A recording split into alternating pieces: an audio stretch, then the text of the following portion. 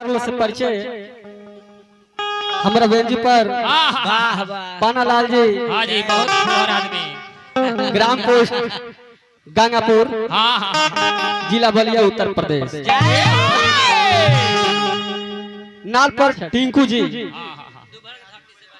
दुबहर के धरती से बानी है के जिला बलिया, उत्तर प्रदेश।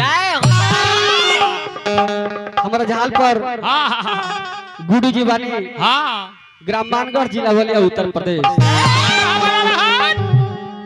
और संगत करत रहे जोड़ी पर निवास लाल यादव, ग्राम गोपाल नगर, जिला बलिया, उत्तर प्रदेश। इहो के मार्केट में आइल बानी। कृष्णा बेदर्दी के कुछ लिखल गीत यहाँ के बहुत जल्द वीडियो आवेला बा।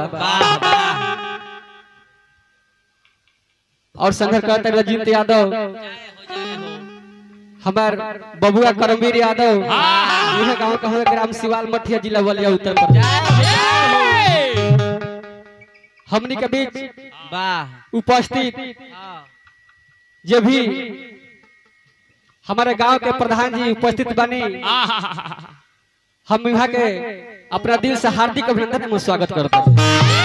भैया जी अपने के हमारे के तो लोग जानते हैं, लेकिन हम बोल देते नहीं। यह गांव के छोट लड़का बालक अनबुझ श्रीनिवास यादव नाम है हमार। लोग प्यार से श्रीनिवास यादव कहेला। माँ सरस्वती के देन बा कि केहू डॉक्टर कहेला, केहू व्यास कहेला। ये हमारा गांव के यह गांव के सौभाग्य बा कि यह पावन पवित्र सिवाल मठिया धरती पर इतना सुंदर कार्यक्रम आज रखल गइल बा।